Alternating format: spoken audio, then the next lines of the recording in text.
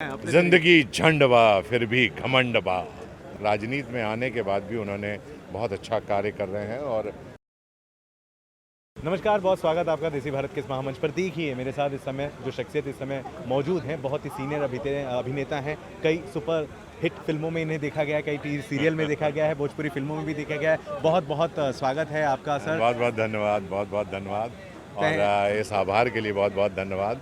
हाँ, ये बात बिल्कुल सही है कि हिंदुस्तान की शायद ही कोई लैंग्वेज ऐसी है जिसमें मैंने शायद काम नहीं किया हो। तमिल हो, तेलुगु हो, कन्नड़ हो, मलयालम हो, राजस्थानी हो, गुजराती हो, हरियाणवी हो, जितनी भी भाषाएं हैं करीब करीब देश में, उन सभी भाषाओं में मैंने काम किया है। और सबसे बड़ी बात यह है कि मुझे कोई भी भाषा बहुत अच्छी बोलनी नहीं आती है, बट कलाकार के लिए कहते हैं कोई बैरियर नहीं होता है भाषाओं का, और मेरे सामने भाषा का कोई बैरियर नहीं है। हम हिंदुस्तानी हैं और मुझे अपने देश और वतन से बहुत प्यार है। मेरे ख्याल से हर आदमी को अपने वतन और अपने देश से प्यार होना चाहिए।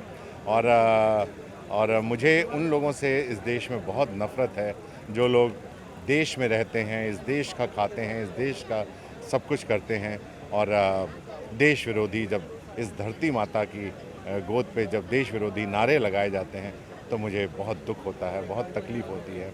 वो देश वही तरक्की कर सकता है जिसमें अच्छे माता पिता ने अच्छे संस्कार अपने बच्चों को दिए हुए हैं, क्योंकि संस्कार से एक अच्छा देश बनता है।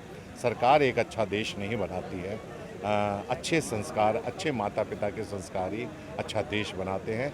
और जो लोग देश में रह के देश के साथ गद्दारी करते हैं, वो इस देश हिंदुस्तान के तो कम से कम शख्स नहीं हैं, वो विदेशों से आई हुई ताकतें हैं जो इस देश को हिलाना चाहती हैं, इस देश को ख़राब करना चाहती हैं, इस देश को बिगाड़ना चाहती हैं।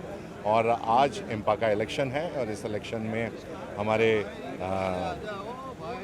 अभय सिन्हा जी का ग्रुप, पूरा का पूरा ग्रुप जो है खड़ा हुआ है।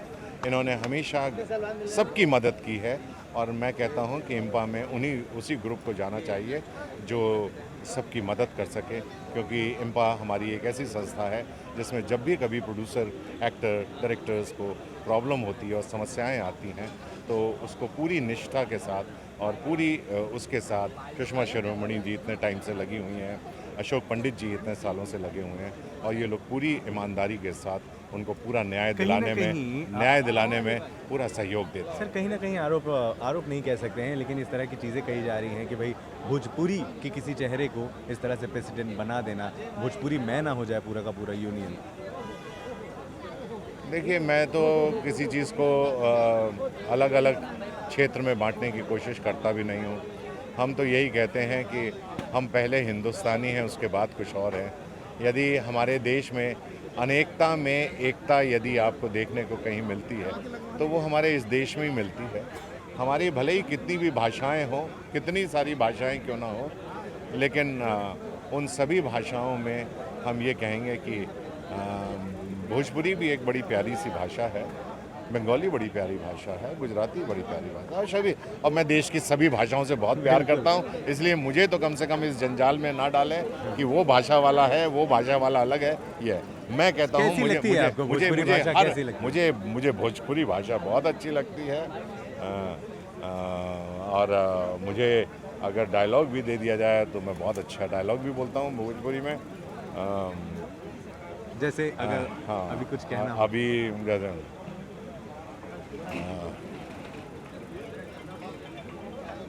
अभी कोई याद आ नहीं रहा है मुझे। काफ़ी टाइम हो गया भोजपुरी किए हुए, 2-2.5 साल से। वैसे भी कोरोना ने हमको जकड़ रखा था और जिसकी वजह से हम कहीं बाहर निकल कोई बात नहीं सर, एक काम वाम नहीं कर पाए। महानायक कहे जाते हैं भोजपुरी सिनेमा के रवि किशन साहब, जिनका एक डायलॉग है, जिंदगी झंडवा फिर भी घमंडवा। अगर आप यही जिंदगी झंडवा फिर भी घमंडवा।